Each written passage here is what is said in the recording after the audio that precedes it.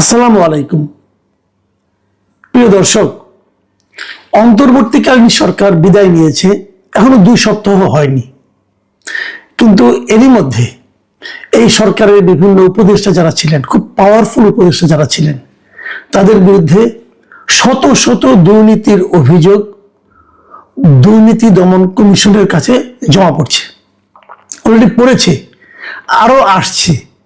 এবং দুর্নীতি দমন কমিশনের একাধিক কর্মকর্তা এই কথা স্বীকার করেছেন যে এই অভিযোগের চেহারা দেখে তাদের মনে হচ্ছে এটা একটা রেকর্ড হতে যাচ্ছে। মানে এত বেশি অভিযোগ এত অল্প সময়ে এর আগে কোনো সরকারের বিরুদ্ধে আসেনি। মাত্র 1.5 বছরের জন্য তারা দায়িত্ব নিয়েছিলেন, মাত্র 1.5 বছর।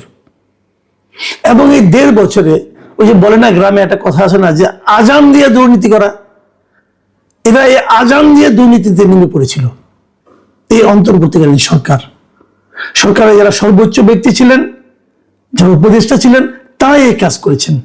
তো তারা যদি এমন কাজ করেন, নিচের দিকে কি অবস্থা হয়েছে সবসময় মনে রাখবেন। সরকারের যারা মূল ব্যক্তি, যারা নাকি শীর্ষস্থানীয় লোক, তারা যদি নিজেরাই অপকর্মে লিপ্ত হন, তাহলে আপনি নিচের দিকে আর থামাতে পারবেন না। এখন উপরের দিকে যেটা হয়েছে বলে আমরা এরই মধ্যে খবর পাচ্ছি, নিচের দিকে প্রকৃত চেহারা যে কি সেটা জনগণ জানে। জনগণের শরীরের উপর দিয়ে গেছে সেই দুর্নীতিটা, চাপটা। কাজে মানুষ জানে কি ভয়ঙ্কর পরিস্থিতি সৃষ্টি করেছিল এই অন্তর্বর্তীকালীন সরকার ডক্টর ইউনূসের নেতৃত্বে। সবচেয়ে ভয়ঙ্কর এবং সবচেয়ে মর্মান্তিক বিষয় হচ্ছে, ডক্টর ইউনূসের নামেও একাধিক দুর্নীতির অভিযোগ এসেছে। কারা করেছে? তার যে গ্রামীণ টেলিকম, যেটা তাদের মূল আয়ের উৎস, গ্রামীণ টেলিকমের টাকা দিয়ে কিন্তু গ্রামীণের অন্যান্য অনেক কিছু চলে। গ্রামীণ টেলিকম হলো এই আমরা যে গ্রামীণ ফোন ইউজ করি, এই গ্রামীণ ফোনের মাদার অর্গানাইজেশন। মানে প্রথম সরকারের কাছ থেকে লাইসেন্সটা নিয়েছে গ্রামীণ টেলিকম, তারপর সেটা পরিচালনার জন্য তারা গ্রামীণ ফোনকে, মানে আপনার এই নরওয়ের যে টেলিনর কোম্পানি আছে তাদেরকে দায়িত্ব দেয়, তারা ওখানে করে। এবং এর যা প্রফিট হয়, সেই প্রফিটের প্রায় 30-32% প্রফিট এই গ্রামীণ টেলিকম বসে বসে পায়। মানে তাদের কোনো লোকজন নাই, লোকজন সব টেলিনরের। এবং সেই টাকাটা 9-6 করা বলেন, যা কিছু করা বলেন, এখান থেকে ওখানে নেওয়া, ওইখান থেকে আরেক কোম্পানি করা, সেই কোম্পানি করা, নিজের নামে ট্রাস্ট করা। ডক্টর ইউনূস দেখবেন মাঝে মাঝে বলেন যে আমার কোনো অর্থ নাই, ওনার কোনো টাকা পয়সা নাই, ওনার নামে কিচ্ছু নাই, ব্যাংকে কিছু নাই, কিন্তু ওনার নামে একটা ট্রাস্ট আছে। ট্রাস্ট মানে একটা ট্রাস্ট গঠন করেছে, যে ট্রাস্টের একমাত্র কাজ হলো ডক্টর ইউনূসের পরিবারকে লালন পালন করা। শুনেছেন কখন এরকম? এই ট্রাস্টে টাকাটা কোত্থেকে আসে? এবং এই ট্রাস্টের কেন করা হয়েছে? যে ট্রাস্ট করলে পর তার কোনো ইনকাম ট্যাক্স দিতে হয় না। এবং এই জন্য উনি এটাকে ট্রাস্ট করে রেখেছেন। এবং ওই ট্রাস্টের একমাত্র কাজ হলো উনি, ওনার পরিবার, মানে ওনার স্ত্রী, কন্যা, এদেরকে লালন পালন করা। এই হলো ট্রাস্টের কাজ। তার মানে ওনার কিছু থাকার দরকার নেই রে ভাই, ওনার বাকি জীবন তো ট্রাস্টই চালাবে। এই হলো ডক্টর ইউনূস। এবং সেখানে কি কি বলা হয়েছে, যে কিভাবে সেই গ্রামীণ একটা ট্রাস্ট করছে করে গ্রামীণ কল্যাণ, গ্রামীণ টেলিকমের টাকা অর্থ আত্মসাৎ করেছে, তার ডিটেল বিবরণ দিয়ে তারা কিন্তু দুদকের কাছে অভিযোগটা করেছে। এবং এর বাইরেও ডক্টর ইউনূস, মানে প্রধান উপদেষ্টা হিসেবে, উনি এই দায়িত্ব পালনকালে বিপুল পরিমাণ অর্থ বিদেশে পাচার করেছেন, এমন অভিযোগও এই দুদকের কাছে উপস্থাপন করা হয়েছে। ডক্টর আসিফ নজরুল, যিনি একসময় খুবই একজন জনপ্রিয় ব্যক্তি ছিলেন দেশে, টকশোতে কথা বলতেন, সরকারের সমালোচনা করতেন, অনেক কিছু হাসিনার সমালোচনা করেছেন, আবার উনি হাসিনার অনেক স্তুতিও করেছেন বিভিন্ন সময়। এই ডক্টর আসিফ নজরুল, যাকে দেখলে অনেকে মনে করতেন ন্যায় নীতির একজন প্রতিভূ, তার বিরুদ্ধে দুর্নীতি এবং অর্থ পাচারের 1 ডজনের বেশি অভিযোগ জমা পড়েছে দুদকের কাছে। এবং সেই অভিযোগগুলো বেসিক্যালি কি ধরনের? মামলা বাণিজ্য, জামিন বাণিজ্য, বিচারক পলায়ন, এই সমস্ত দুর্নীতি।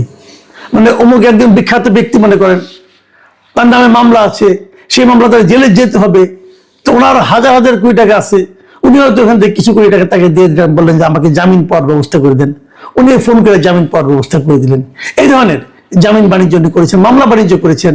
আপনি দেখেন ওনারা বলেই কিন্তু এই আনিস আলমগীরের মতো লোক, সাংবাদিক, তারা জামিন পায়নি। আনিস আলমগীর কি অপরাধ ছিল?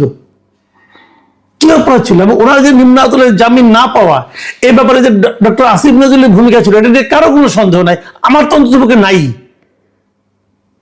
কেন সম্পূর্ণভাবে এইগুলি কি দুর্নীতি পর্যায়ে, হয়তো টাকা পয়সা পাওয়ার ব্যাপারে এখানে নাই, কিন্তু উনি যে কাজটা করেছেন এটা তো অনৈতিক কাজ করেছেন। একটা মানে ওনার আসিফ আনিস আলমগীরের বিরুদ্ধে সাংবাদিক কথা বলার অপরাধে ওনার বিরুদ্ধে এই মামলাগুলো করা হয়েছে এবং সেটাকে সন্ত্রাস বিরোধী মামলা করা হয়েছে, বোঝাই যায়। আরো অনেক জায়গায় আসিফ নজরুলের বিরুদ্ধে আরো বড় একটা অভিযোগ হলো যে উনি ঢাকার গুরুত্বপূর্ণ জায়গাগুলোতে আইন মন্ত্রণালয়ে থাকার কারণে সাব রেজিস্ট্রার পদে উনি যে বদলিগুলি করেছেন, এই এক একটা বদলিতে 50 লাখ 80 লাখ 1 কোটি টাকা পর্যন্ত কিন্তু লেনদেন হয়ে থাকে এবং ওনার আমলে এইগুলি সবগুলি সাব রেজিস্ট্রার কিন্তু উনি বদলি করেছেন এবং এই বদলির মাধ্যমে উনি টাকা হাতে নিয়েছেন বলে অভিযোগ এসেছে। এটা কিন্তু অভিযোগ সব, এই অভিযোগগুলো দুদকে জমা পড়েছে। এখানে দুদকে অভিযোগ আরো জমা পড়েছে কার বিরুদ্ধে? সৈয়দা রিজওয়ানা হাসান, এই যে পরিবেশ মন্ত্রণালয়ে ছিলেন, যিনি একসময় খুব বড় বড় ডায়লগ দিয়ে বলেছিলেন যে 52 বছর রাজনীতিবিদ্যা কিছু করতে পারে না বলে তাদেরকে আসতে হয়েছিল। তো উনি তো বিশাল একটা প্রতিভার লোক, ওনার বিরুদ্ধে কমপক্ষে 8টা অভিযোগ জমা পড়েছে এবং ওনার উপরে তো আরো অনেক কিছু আছে। ওনার স্বামীর ব্যাপারে তো অনেক অভিযোগ আগে থেকে আমি জানতাম যে নসরুল হামিদ বিপুর সঙ্গে তাদের কি সম্পর্ক, পারিবারিক সম্পর্ক এবং কিভাবে ওনারা বিপুর সম্পত্তিকে রক্ষণাবেক্ষণ করেছেন, রক্ষণাবেক্ষণের দায়িত্ব নিয়েছেন, এগুলো তো আমরা মোটামুটি বিভিন্ন সময় শুনেছি। কিন্তু তার বাইরেও ওনার ব্যাপারে 8টা অভিযোগ দুদকের কাছে জমা পড়েছে। দুদকের কাছে অভিযোগ এসেছে আপনার জ্বালানি উপদেষ্টা যিনি ছিলেন মোহাম্মদ ফাউজুল কবির খান, তার ব্যাপারেও বলা হচ্ছে তিনি নাকি সামিট গ্রুপ থেকে বিপুল পরিমাণ অর্থ নিয়েছেন।